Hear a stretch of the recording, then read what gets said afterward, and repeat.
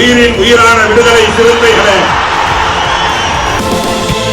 சாதி ஒழிப்பை சமூக விடுதலை என தமிழகத்தில் களமாடி வரும் விடுதலை சிறுத்தைகள் கட்சியினர் தமிழர்களின் உரிமைகளுக்காகவும் ஒடுக்கப்பட்டோரின் விடுதலைக்காகவும் போராடி வருகின்றனர்.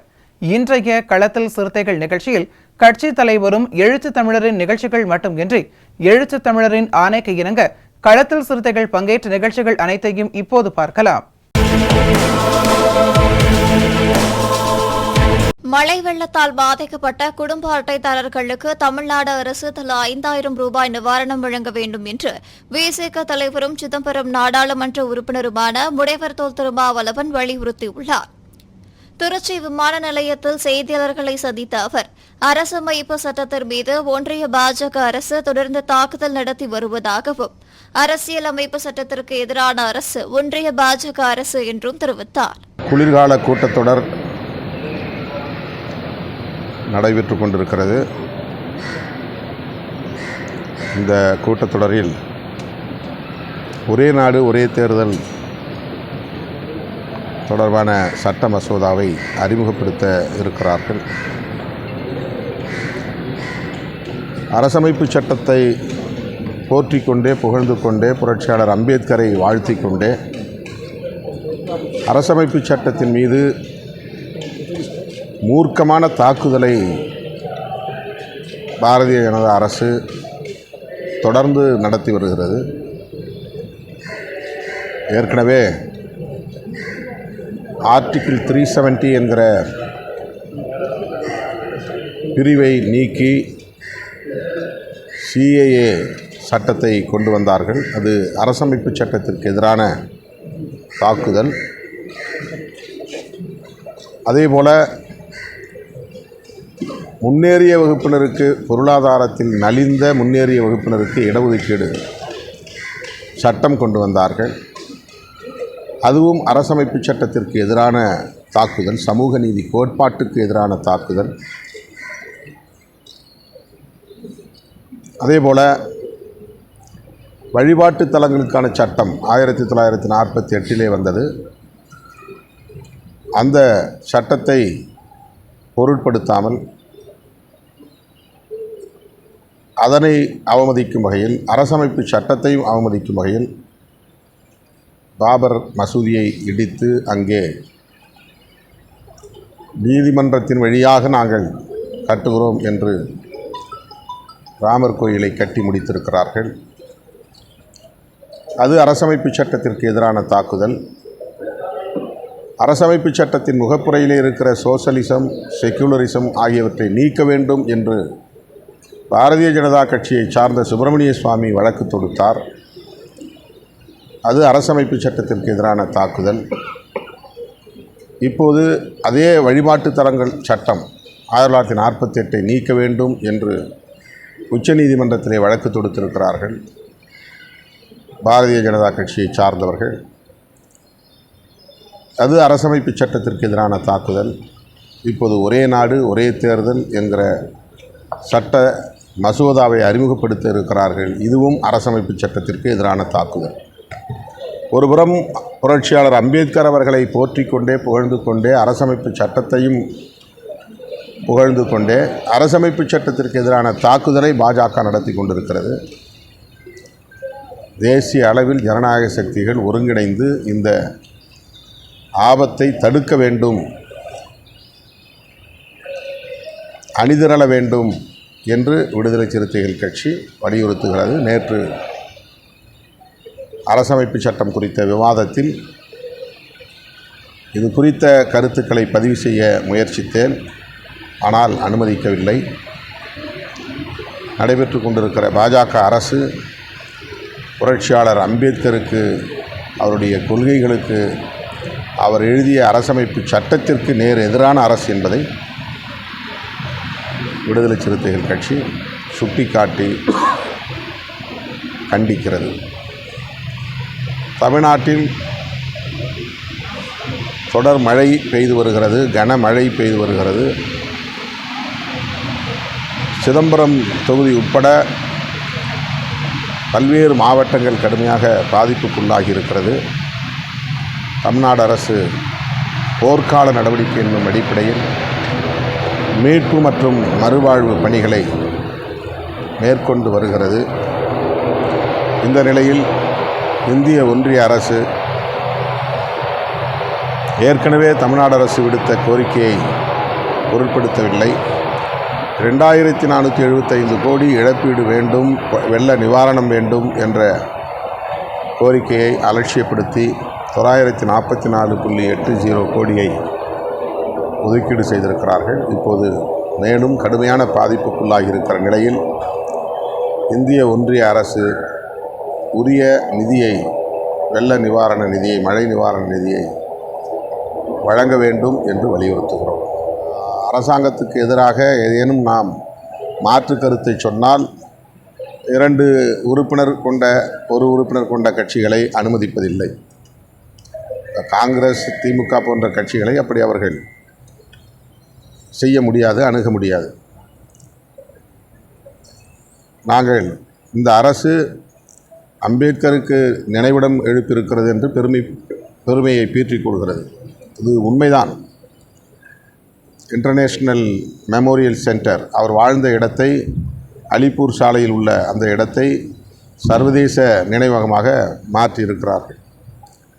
அவர் லண்டனிலே படித்த இடத்தை தேடி பிடித்து வாங்கி அதை நினைவகமாக மாற்றியிருக்கிறார்கள். அவர் தங்கியிருந்த இடம் இன்றைக்கு நினைவிடமாக மாறியிருக்கிறது.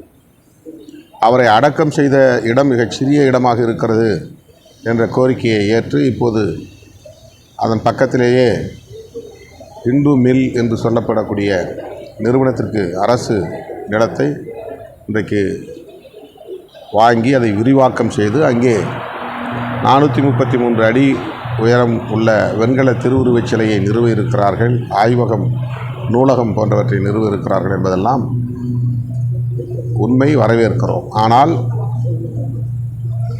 இன்னொரு புறம் அவருடைய சிந்தனைகளை முழுமையாக சிதைக்கும் வகையில், அவருடைய நோக்கத்தை சிதைக்கும் வகையில், அரசமைப்பு சட்டத்தை சிதைக்கும் வகையில் வெளிப்படையாக செயல்படுகிறார்கள் என்பது நிதர்சனமான உண்மை. இதை விடுதலை சிறுத்தைகள் கட்சியின் சார்பிலே நான் சுட்டிக்காட்ட முயன்றபோது என்னுடைய ஒளிவாங்கி அணைக்கப்பட்டு விட்டது. அதற்கு மேல் என்னை பேச அனுமதிக்கவில்லை. மேலும் மழை வெள்ளத்தால் பாதிக்கப்பட்ட குடும்ப அட்டைதாரர்களுக்கு தமிழ்நாடு அரசு தலா 5000 ரூபாய் நிவாரணம் வழங்க வேண்டும் என்றும் விடுதலை சிறுத்தைகள் கட்சியின் தலைவரும் சிதம்பரம் நாடாளுமன்ற உறுப்பினருமான முனைவர் தொல் திருமாவளவன் வலியுறுத்தினார். பாதிக்கப்பட்ட மக்களுக்கு ஒரு ரேஷன் அட்டைக்கு குறைந்தது 5000 ரூபாய் வழங்க வேண்டும் என்று விடுதலை சிறுத்தைகளும் நாங்கள் வலியுறுத்தி வருகிறோம். முதல்வரை சந்தித்த போதும் நாங்கள் அதை சுட்டிக்காட்டியிருக்கிறோம். அதேபோல் கால்நடைகள், இதர பொருள் உடைமைகள் சேதங்களுக்கு ஏற்ப அவர்களுக்கு கூடுதலாக நிதி உதவி வழங்க வேண்டும். அதற்கு சட்டம் வழிகாட்டுதல் இருக்கிறது. ஏற்கனவே அரசாங்கம் அப்படி ஒரு ஜீவோவும் போட்டிருக்கிறது, அரசாணையும் இருக்கிறது. அதை பின்பற்ற வேண்டும் என்று விடுதலை சிறுத்தைகளும் வலியுறுத்துகிறோம். மேலும் அழுத்தம் கொடுத்து என்னை யாரும் இணங்க வைக்க முடியாது என்றும், விஜயுடன் நூல் வெளியீட்டு விழாவில் பங்கேற்காதது நான் சுதந்திரமாக எடுத்த முடிவு என்றும் விடுதலை சிறுத்தைகள் கட்சியின் தலைவரும் சிதம்பரம் நாடாளுமன்ற உறுப்பினருமான முனைவர் தொல் திருமாவளவன் தெரிவித்தார். நான் ஏற்கனவே விளக்கம் சொல்லிவிட்டேன். அழுத்தம் கொடுத்து என்னை யாரும் இணங்க வைக்க முடியாது. இந்த கருத்தில் நான் உறுதியாக இருக்கிறேன். நான் சுதந்திரமாக எடுத்த முடிவு, அந்த நிகழ்ச்சியிலே பங்கேற்க முடியாது என்பது, அதை விஜய் அவர்கள் நடத்திய மாநாடு முடிந்த ஒரு சில நாட்களிலேயே அவர்கள் தரப்புக்கு, விகடன் தரப்புக்கு நான் சொல்லிவிட்டேன். அப்போல்லாம் யாரும் தலையிடவே இல்லை. என்கிட்ட நீங்கள் இதில் போகிறீங்களா, கலந்துக்க போகிறீங்களான்னு கேட்கறதுக்கான வாய்ப்பே இல்லாத சூழலில் நான் எடுத்த முடியும். அது அவருக்கு இல்லை, அது அவரை நான் சந்திப்பேன், அடிக்கடி அவர் சென்னையில் சந்திக்க வேண்டியது. இந்த எல்லா நேரங்களையும் போய் முதலமைச்சரை சந்திக்க முடியாது. அப்போ சில விஷயங்களை வந்து நாங்கள் மூத்த அமைச்சர்கள் யார் சந்திக்கிற வாய்ப்பு கிடைக்குதோ அந்த அமைச்சர்கள்ட்ட நாங்கள் கருத்தை பகிர்ந்து கொள்வோம். அந்த மாதிரி நான் அவரை சந்திக்கிற ஒரு வாய்ப்பு அமைஞ்சது. அது அவரிடத்துல நான் அவரை சந்திச்சதை சொன்னேன். அதனால் அவர் ஒரு வேளை அப்படி இருக்கலாங்கிற மாதிரி யூகம் பண்ணியிருக்கலாம். அது அவருடைய கருத்து. அவர் இடைநீக்கம் செய்யப்பட்டிருக்கிற சூழலில் இது போன்ற மறுபடியும் கான்ட்ரவர்ஷியலான கருத்தை சொல்லுவது என்பதே தவறு. அப்படி சொல்லக்கூடாது. அவர் மறுபடியும் இந்த கட்சியில் தொடர்ந்து இயங்கணும் அப்படின்னு அவர் நினச்சிருந்தாருன்னா 6 மாதத்துக்கு அவர் அமைதியாக இருந்திருப்பார். ஆனால் மறுபடியும் அவர் முரண்பாடான கருத்துக்களை சொல்லுவது ஏதோ ஒரு செயல் திட்டம் அவருக்கு இருக்கிறது என்பதை நம்மால் உணர முடிகிறது. இடைநீக்கம் என்பது வெறும் கண்துடைப்பா? ஒன்றும் இல்லை, அப்படி கிடையாது. ஒரு ப்ரொசீஜர், ஒரு கட்சியில் ஒரு ப்ரொசீஜர். அப்புறம் எடுத்ததுக்குள்ளே ஒருத்தரை தூக்கி எறிய முடியாதுல்ல. எப்போவுமே பின்பற்றக்கூடிய எங்கள் கட்சி, ஒவ்வொரு கட்சிக்கும் ஒவ்வொரு முறை இருக்குது, ஒவ்வொரு தலைவருக்கும் ஒரு அணுகுமுறை இருக்குது. எங்கள் கட்சியில் நாங்கள் தலித் அல்லாதவர்கள் மீது நடவடிக்கை எடுக்கும்போது ரொம்ப நிதானமாக தான் நடவடிக்கை எடுப்போம். திருப்பூர் மாவட்டம் பல்லடத்தை அடுத்துள்ள அவிநாசிபாளையம் காவல் நிலைய எல்லைக்கு உட்பட்ட செம்மலை கவுண்டம்பாளையம் பகுதியில் கடந்த சில தினங்களுக்கு முன்பு தாய் தந்தை மகன் என 3 பேர் கொலை செய்யப்பட்டனர். இந்த நிலையில் தற்போது வரை கொலையாளிகள் கைது செய்யப்படாத நிலையில் கொலை செய்யப்பட்ட நபரின் தோட்டத்தில் சில மாதங்களுக்கு முன்பு வேலை செய்து வந்த அருந்ததியின வகுப்பை சேர்ந்த பால்ராஜ் என்பவரை காவல்துறையினர் விசாரணை என்ற பெயரில் அழைத்து சென்று கடுமையாக தாக்கியுள்ளனர்.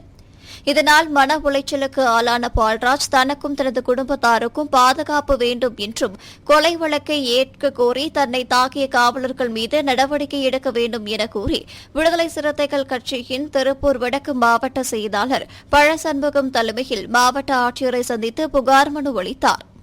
இந்த நிகழ்வில் திருப்பூர் மாநகர மாவட்ட செயலாளர் APR மூர்த்தி, இளஞ்சிறுத்தைகள் எழுச்சி பாசறை மாநில துணை செயலாளர் துரைவளவன், பல்லடம் சட்டமன்ற தொகுதி செயலாளர் ரங்கசாமி உள்ளிட்டோர் கலந்து கொண்டனர்.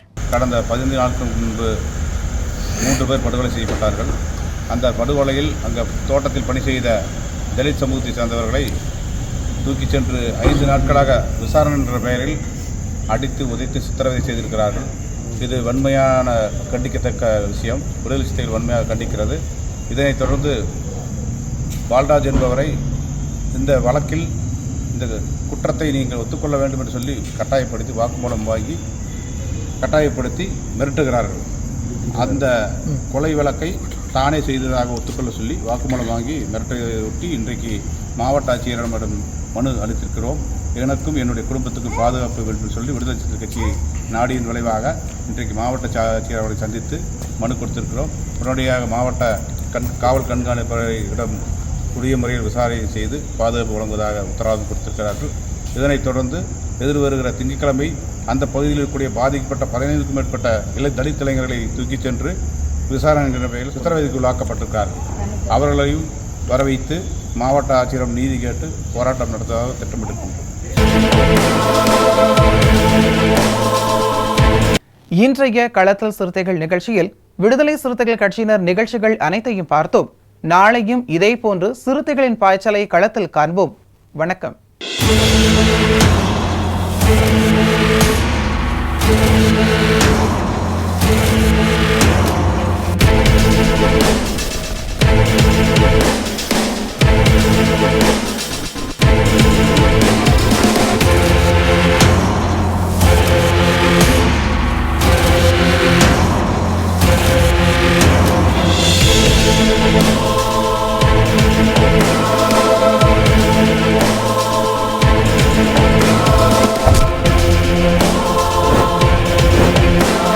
உயிரின் உயிரான விடுதலை சிறுத்தைகளே,